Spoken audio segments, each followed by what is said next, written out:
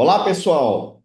Nós vamos começar hoje uma nova série de vídeos de uma playlist chamada Meu Sonho como Jovem Cientista. Como não deveria deixar de ser, eu convidei hoje para a gente estrear essa playlist a cientista Agatha MS Cubo, né? Então, a Agatha, eu a conheci em, não sei, 2023, acho, quando eu regressei ao Brasil e fui fazer alguns experimentos no laboratório em que ela trabalhava, e a orientadora dela me apresentou e a gente começou a fazer algumas atividades. Eu convidei a Agatha, não é por acaso, eu vou falar um pouquinho sobre ela e eu tenho certeza que a história dela vai inspirar muitos de vocês, tudo bem? Então, a Agatha, ela se graduou agora em 2025 em Engenharia de Bioprocesso e Biotecnologia pela Universidade Estadual Paulista, Unesp de Botucatu. Ela foi bolsista de iniciação científica pela FAPESP, a qual investigou os quadros clínicos e epidemiológicos de casos de reinfecção por SARS-CoV-2 na cidade de Botucatu. Ela completou ainda, durante a graduação, muito arrojada, um aperfeiçoamento na própria Unesp. Ainda, durante a graduação, teve a experiência internacional no Instituto Max Planck da Alemanha, em um estágio que foi supervisionado pelo Dr. Leigu. Lá ela trabalhou com algumas análises de transcriptoma, do ponto de vista de bioinformática. Atualmente, ela está realizando mestrado em Biologia Geral e Aplicada, também pela Unesp de Botucatu. Em suma, ela tem experiência em biotecnologia voltada à área da saúde, com foco em microbiologia e farmacologia. Trabalhou também com cultura de células, cultura de vírus e cultura de bactérias. Ela também tem experiência com biologia molecular aplicada à análise de genomas bacterianos e virais por meio de sequenciamento de nova geração. A Agatha, mesmo jovem, já publicou 7 artigos científicos em revistas internacionais, o que é um feito impressionante pela idade da Agatha, tudo bem? Agatha, é por isso que eu te convidei, porque para mim você é uma das estudantes mais brilhantes que eu já conheci, tá? E essa playlist, ela tem o objetivo da gente divulgar o que os nossos jovens e brilhantes cientistas estão fazendo, tá? Então, a gente vai começar aqui com um bate-papo e fique à vontade para você se apresentar, né? Falar algumas coisas a mais que eu esqueci aqui ou não sabia, né? E depois disso, eu gostaria que você falasse um pouco sobre você, sobre como você foi parar na ciência, tudo bem? Tudo bem, professor. Oi, gente, me chamo Agatha, como o professor mesmo falou, e eu sou aluna da Unesp, eu sou criada assim na Unesp, fiz a graduação, agora estou fazendo mestrado e futuramente pretendo fazer doutorado, quem sabe pós-doc e assim por diante. Bom, a minha trajetória no laboratório em si, ela começou com um grande boom que foi a pandemia, né? Então, tipo assim, eu cheguei na faculdade com aquele sonho, aquela criança quase que a gente fala assim, que chega achando que vai mudar o mundo, falando tipo, nossa, genética, não, porque o DNA, o CRISPR, tava muito na moda naquela época. Tive 2 semanas de aula, lockdown, fechou tudo, e aí o meu sonho ficou tipo no remoto, onde nem os professores sabiam exatamente o que estava acontecendo, como é que ia ser aquelas aulas, porque na época não se falava no ensino EAD, então, tipo, foi tanto um choque para nós alunos que não tinha essa perspectiva de ter um ensino à distância, como para os próprios professores que às vezes não sabiam como manejar essa situação. Então, aí eu fiquei trancada em casa por quase um ano, e aí foi quando eu conheci a professora Regiane. A professora Regiane Tomazini Grotto, ela começou a me dar aula de microbiologia, e aí, aquele sonho que eu já tinha de, tipo assim, nossa, estudar o mundo, assim, os micro-organismos, descobrir tudo o que está acontecendo, foi meio que criando uma grande forma. E foi aquele momento que eu falei, eu preciso de um estágio no laboratório dessa mulher. E aí, tanto é que a professora brinca até hoje, que, tipo assim, eu ganhei ela no esforço, assim, porque na época tava assim no auge da pandemia, então ela já não aguentava o tanto de e-mail que ela recebia e eu tava lá, tipo, professora, eu quero um estágio. Professora, me dá um estágio. Aí chegou uma hora que eu percebi que ela não ia me responder no e-mail, eu falei, professora, vamos conversar? E aí, depois da aula, a gente conversou. Ela falou: tipo, tá bom, Agatha, eu vou te dar um estágio, mas eu vou te dar um estágio para janeiro. E aí, você vem para Botucatu e a gente começa a conversar para ver exatamente como é que vai ser essa perspectiva, porque a gente ainda estava em lockdown. Então, tipo, as pesquisas tiveram que paralisar em sua grande maioria. E ela também estava cuidando toda da parte do diagnóstico do Covid na região de Botucatu. Então, tipo, era uma rede muito Região não, complexa. foi do estado inteiro no final, né? Sim, foi assim. Tava acontecendo muito caos nesse momento, e tipo, uma aluna de graduação queria entrar no laboratório. Eu que não sabia pepetar, não sabia o que, que era uma pepeta direito, tava lá querendo achar meu lugarzinho. Aí foi o momento que eu realmente entrei de fato no mundo da pesquisa em si, que eu descobri o que, que era um laboratório, o que, que a gente fazia, e não só pensava que era aqueles filmes aqueles filmes de. Ai, não era como um filme, assim, que você vê o que está acontecendo, tipo um hacker fazendo bioanálises com um monte de código aparecendo. Não, a gente percebe que não é assim que funciona, é um pouco diferente a situação. E aí foi nesse momento que eu comecei a, de fato, aprender o que era uma rotina laboratorial, como é que os exames eram feitos, toda a perspectiva do que acontecia para eu conseguir ter um background suficiente para eu começar a desenvolver as minhas pesquisas a partir daí. E eu acho que é muito engraçado porque eu entrei na faculdade querendo, tipo assim, querendo descobrir muitos os porquês e as razões do que acontecia, querendo fazer tudo diferente, e a pesquisa me possibilitou isso, mas de uma forma um pouco diferente. Não tão mirabolante como a gente imagina, tipo, nossa, porque eu vou olhar para uma árvore e aí eu vou conseguir deixar ela roxa. Mas por que você quer deixar ela roxa, sabe? Faz sentido deixar ela roxa? Tipo, deixa um pouco essa. Tipo, sai um pouco desse campo das ideias e a gente entra numa coisa muito mais prática. Principalmente eu que eu acabei entrando, eu gosto muito mais pela saúde humana, então eu entrar, tipo, justamente nos porquês e razões. Nossa, por que que esse paciente, com o mesmo vírus do outro paciente, ele evolui para um óbito? Ou não, por que que esse daqui é assintomático? O que que aconteceu? O que que difere de um para o outro? Será que se a gente descobrir o que está acontecendo, a gente não consegue melhorar a vida das pessoas que às vezes tipo, vão acabar se infectando com aquilo, vão acabar tendo um quadro ruim, mas a gente pode reverter de alguma forma? Foi mais né, nesse âmbito que eu acabei entrando na parte da pesquisa humana. E na época, quando a gente estava no boom do Covid, a professora, tipo, eu cheguei com um projeto mirabolante para a professora, tipo, extremamente complexo para uma primeira iniciação científica, e aí ela falou para mim, tipo, ah, calma, Agatha, vamos por partes. Você não consegue resolver o mundo com uma iniciação científica. Então, aí foi aí o momento que eu entrei para fazer o sequenciamento genômico do SARS-CoV. Aí ela falou, tipo, atualmente a gente tem esse padrão que a gente tem essas infecções, mas a gente não entende muito bem o que está acontecendo. Em vez de você tentar descobrir a cura do SARS-CoV, vamos por partes, vamos entender a situação atual que a gente está e tentar fazer uma pesquisa que junte o que você quer com as abordagens que a gente tem no momento. E aí foi aí que eu comecei a desenvolver a minha primeira iniciação científica, que foi em relação aos casos de infecção do SARS-CoV. Então, eu fazia tanto o sequenciamento da primeira infecção que a pessoa teve, como da segunda infecção, e eu comparava os quadros clínicos e as cepas que essa pessoa teve, para a gente entender se tinha uma evolução diferente em relação a essas variantes em si. E aí, tanto é, virou meu primeiro paper, esse de reinfecção do SARS-CoV. E aí, depois que a gente terminou do SARS-CoV, eu acabei descobrindo o sincicial por sua causa, né, professor Guilherme? Ah, é, o essencial. Você tá me devendo esse paper ainda. Cadê o paper? Vou te Estou cobrar aqui escrevendo, online aqui calma. para todo mundo ver. Estou escrevendo, estamos trabalhando nisso para virar o segundo paper de primeira autoria. Aí eu conheci o sincicial, que foi uma coisa totalmente diferente também para a minha perspectiva, porque o SARS-CoV, principalmente em cultura celular, ele é muito severo a infecção que a gente acaba observando, porque nesse meio tempo eu entrei na cultura celular também. Então, ao mesmo tempo que eu via a perspectiva da coleta das amostras dos pacientes, eu comecei a testar alguns compostos para ver a interação do SARS-CoV, para ver se esses compostos eles poderiam ser agentes antivirais ou até mesmo combater o vírus de alguma forma.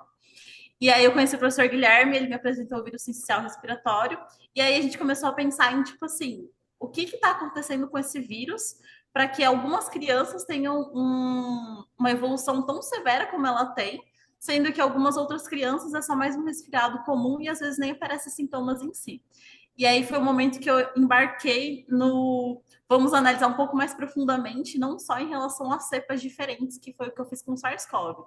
A gente entrou mais na análise do transcriptoma mesmo, genes diferencialmente expressos, para a gente tentar traçar uma rede que ligasse essas diferentes evoluções com esses pacientes, porque não adiantava a gente só saber qual que era a cepa que deixava o paciente um pouco pior, uma evolução um pouco mais grave, mas a gente tinha que saber o que, que exatamente esse paciente tinha diferente dos outros pacientes.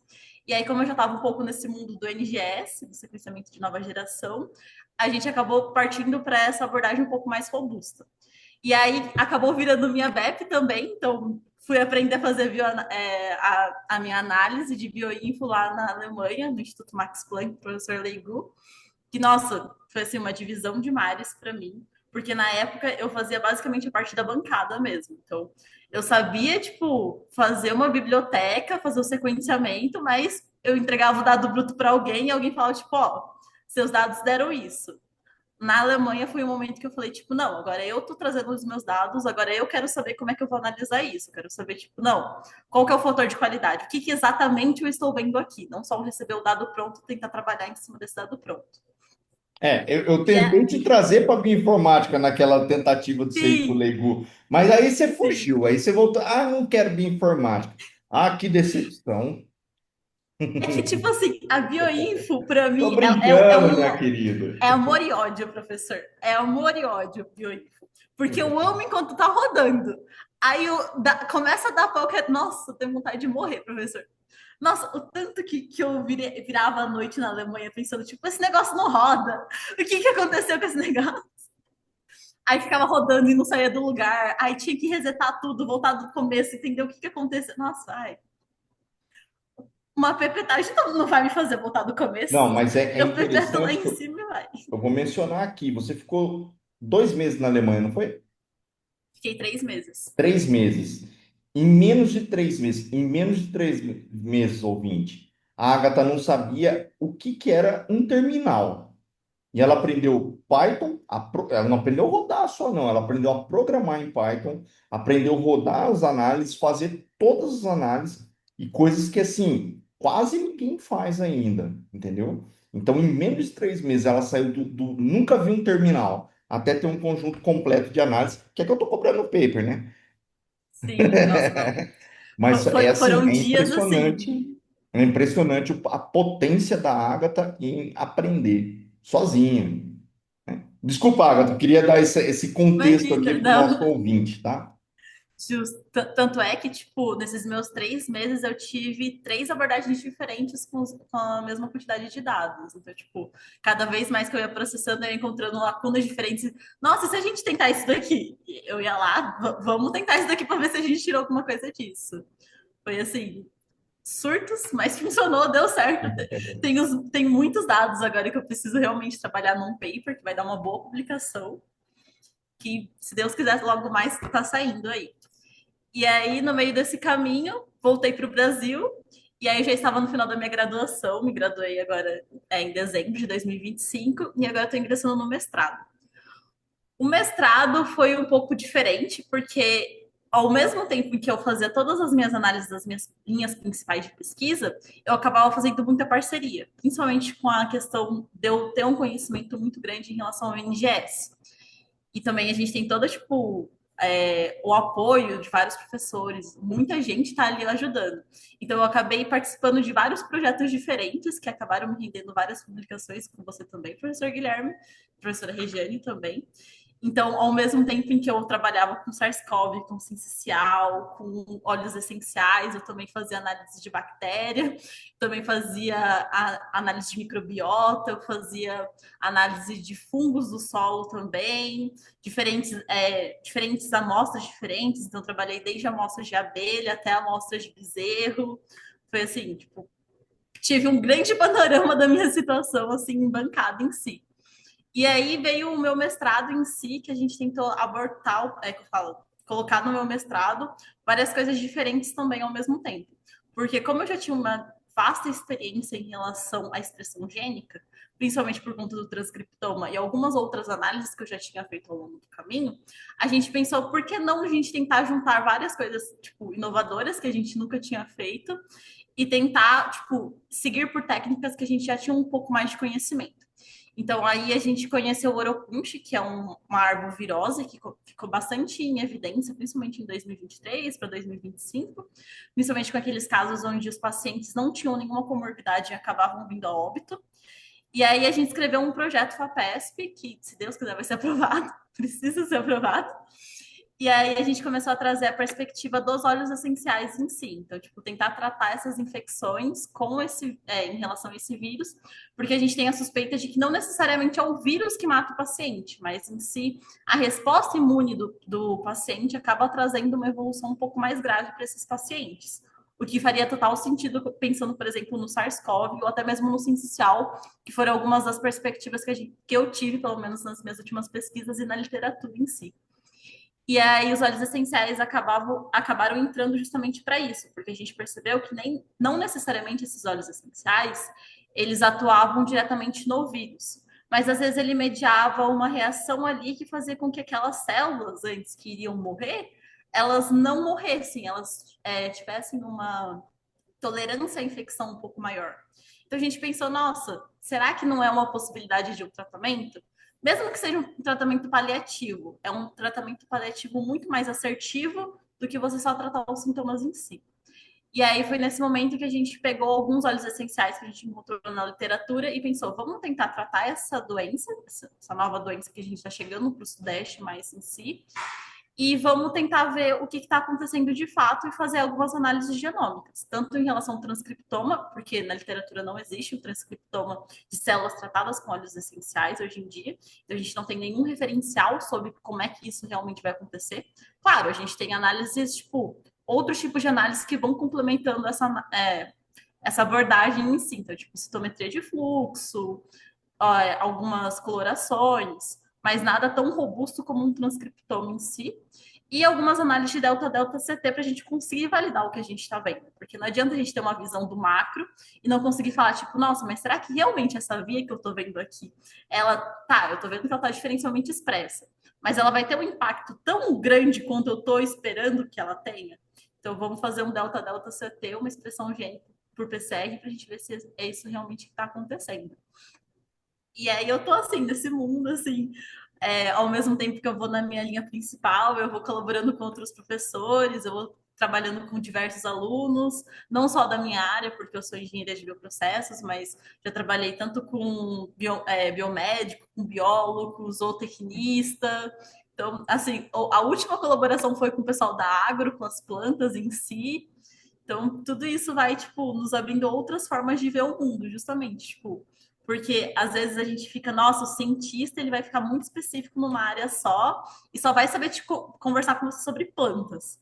Não, às vezes você consegue trazer outras metodologias que às vezes você só aplicava para plantas para uma pessoa, ou pegar uma metodologia que às vezes você só aplicava para uma pessoa e olhar para uma planta. E eu acho que é isso que me brilha os olhos, sabe? Tipo, descobrir as razões e os porquês do que está acontecendo no mundo e não olhar só, tipo, ah, nossa, não, essa bactéria é uma bactéria. Não, mas o que essa bactéria vai fazer ali? Será que se eu botar essa bactéria no sol, ela não vai mudar um pouquinho? Será que se esse paciente, se aquela via de inflamação ficar um pouco menos regulada, será que já não vai ajudar ele a melhorar? E aí eu tô nesse caminho, assim. Não, acho importante isso que você está falando, Agatha, porque é um ponto que eu sempre trato com os alunos, né? Que a importância da gente ter uma visão geral das coisas. É claro que é importante a gente se especializar em alguma área, mas é importante que a gente consiga ter uma visão ou atuar em diferentes áreas, né? Porque, afinal de contas, os problemas que a gente tem para investigar são muitos, né? Bom, eu queria também, Agatha, perguntar uma coisa para você. Você tem várias publicações, né? Já, né? Então, rápido.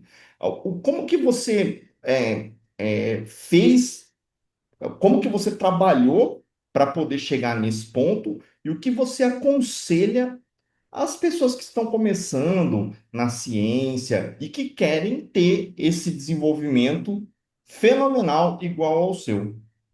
É que, como todo mundo fala, ciência a gente não faz sozinho, né?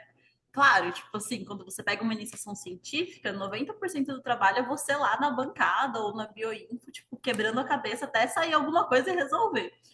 Mas no laboratório em si sempre tem as parcerias, né? Tipo, como eu falo, é mais fácil você pedir ajuda de alguém que já fez ou tem uma noção do que está acontecendo do que tentar descobrir a roda de novo, né? Porque às Uhum. vezes é uma coisa que é muito de você estar ali na bancada, um olhar de alguém mais experiente em si. Então, tipo assim, no nosso laboratório a gente sempre participou muito das pesquisas um do outro. Então, por exemplo, eu vou fazer a minha pesquisa, mas por exemplo, cultura celular. Cultura celular, a cultura celular que cuida de você, porque dá tipo 10 horas da noite num domingo. Se você não for lá cuidar da sua célula vai morrer. E se você não tiver essa rede de apoio no laboratório, às vezes a sua vida acadêmica fica muito estressante e até chata, assim. Não só chata, mas tipo assim, ela fica muito mais difícil de ser vivida, não se torna algo leve. Não que a pesquisa seja um ambiente, tipo assim, nossa, milhões de flores, todo dia você consegue descobrir a cura do câncer. Não, muito pelo contrário. A gente tem diversos desafios. Falta dinheiro, falta estrutura. Às vezes você está ali fazendo experimento pela 15ª vez e não está saindo experimento. Então, você ter uma rede de apoio que te ajuda não só na sua pesquisa, mas te possibilita ajudar na pesquisa dos outros, faz com que, por exemplo, as minhas linhas de pesquisa, elas demoram mais de um ano para eu ter uns resultados robustos. Então, em menos de um ano, eu não conseguiria publicar. Como eu publiquei 7? Porque tem outras pesquisas que estão acontecendo que estão em diferentes passos de desenvolvimento. Então, você colaborar com seus amigos não só garante a sua publicação, mas também amadurece você como cientista mesmo. Então, por exemplo, tem algumas problemáticas que eu acabei observando ao longo das minhas publicações que eu definitivamente não iria observar na minha linha de pesquisa, porque eu estava trabalhando com bactéria, por exemplo. Bactéria foi uma coisa que, tipo, surgiu e eu comecei a trabalhar para fazer a genotipagem com você, professor Guilherme. E aí a gente, tipo assim, nunca tinha mexido com bactéria, que foi uma nova vertente. Falou, não, beleza, a gente precisa fazer isso? Vamos lá, vamos dar um jeito, vamos procurar na literatura, vamos conversar com alguém que já fez, mas vai sair de um jeito ou de outro. E aí, tipo, você ir colaborando com essas pequenas coisas faz com que você tenha um aporte de conhecimento muito maior, porque a bancada te dá um conhecimento, tipo, não maior do que a literatura, jamais vou dizer isso, porque quando acontece um problema, a primeira coisa que você vai fazer é buscar na literatura os artigos, ou antes de procurar, tipo, encontrar um problema, você vai ter uma base, uma revisão literária muito maior para você conseguir lidar um pouco melhor com seus desafios. Mas às vezes tem aquele tipo, no protocolo 10 microlitros. Mas você sabe que na bancada, aqueles 10 microlitros não vão funcionar do jeito que devia. Talvez colocar 9 ou talvez colocar 11, que às vezes são os pequenos detalhezinhos que você ali, tipo, fazendo, você percebe e consegue ter esse feeling um pouco maior. Então é mais isso, tipo, pesquisa não se faz sozinha. Então tente sempre colaborar ou tente sempre ficar tipo, nossa, eu não tô fazendo nada hoje, mas meu amigo tá indo no laboratório. Vou lá ver o que ele tá fazendo. Vai que, tipo, o que ele tá fazendo me ajuda na minha pesquisa, ou o que eu tô fazendo pode ajudar na pesquisa dele, ou vice-versa. É tipo, é sempre uma coisa de, tipo, uma rede de apoio muito bem estabelecida. Tipo, você sempre tá lá para ajudar o outro e o outro sempre vai estar lá para te ajudar. Que aí no final, tipo, todo mundo publica, todo mundo fica feliz, todo mundo aprende, chora junto quando o experimento não dá certo. Mas, tipo assim, você sempre tem um ombro amigo, seja para chorar as felicidades ou seja para chorar as decepções mesmo. Mas esse, tipo, o Legal. ambiente da Eu tenho universidade em uma si. pergunta assim, que ela não, não é técnica, tá? Mas assim, Uhum, de tudo que você viu na graduação, das aulas, dos ensinamentos, das conversas, com professores, colegas, etc., o que você acha o que foi lhe dito que você acha que foi fundamental para todo o seu desenvolvimento, que foi e vem sendo? uhum. Você consegue Eu acho que é ranquear tipo uma assim, coisa que você achou? Isso foi o mais importante que eu ouvi. para mim foi muito uma conversa que eu tive com uma professora minha que ela falou tipo assim: você tá numa fase da sua vida que você tá para tentar. O não você já tem. tenta. Tipo assim, o máximo que vai acontecer é uma decepção. Mas a gente está num momento da nossa vida que decepções vão vir e vão passar.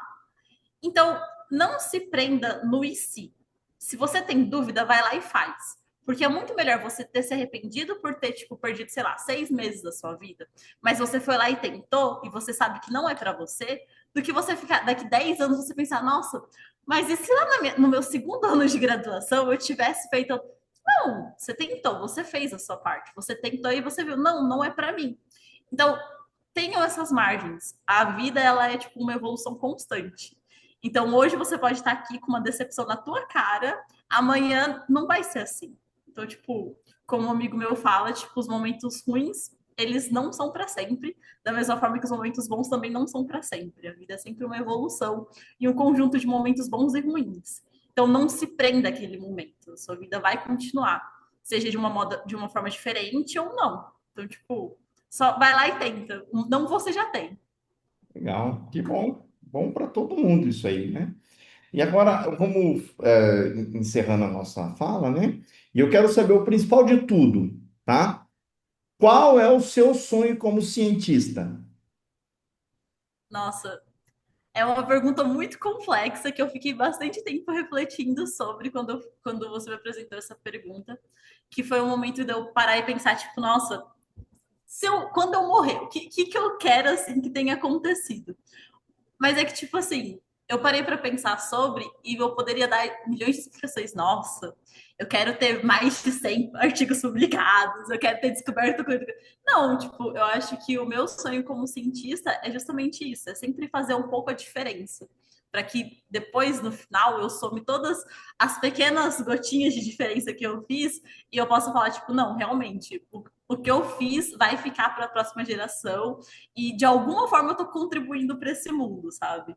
Seja com um protocolo que eu modifiquei ali, foi com uma bactéria que eu sequenciei, ou com um gene diferencialmente expresso que eles futuramente pode vir a virar um medicamento e melhorar tipo, o panorama de milhões de pacientes. Mas é isso, é tipo assim, tentar com o pouco que eu tenho deixar algum impacto assim na ciência mundial. Seja tipo com pequenas coisinhas ou com algo muito grandioso.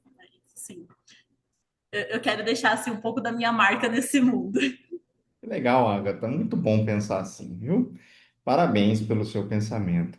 Bom, pessoal, a gente vai encerrando aqui com a Agatha, né? E eu gostaria de agradecer você, o seu tempo, Agatha, mais uma vez, né? E assim, eu não tenho dúvidas que o seu futuro, se você continuar dessa forma, com esses pensamentos, eu não tenho dúvidas que o seu futuro será brilhante e que você vai sim conquistar o seu sonho como cientista, tá bom? Muito obrigado, tá? E a gente se fala. Muito obrigada, professor, por esse espaço, por esse momento desse diálogo que a gente está vendo. E eu espero que quem esteja nos ouvindo, eles tenham assistido e, tipo, pegado um pouco do que é esse sentimento e esse momento de o que é ser o cientista em si. Legal. Obrigado. Até mais, pessoal. Esperem o próximo vídeo. Valeu. Tá, tchauzinho. Tchau, tchau.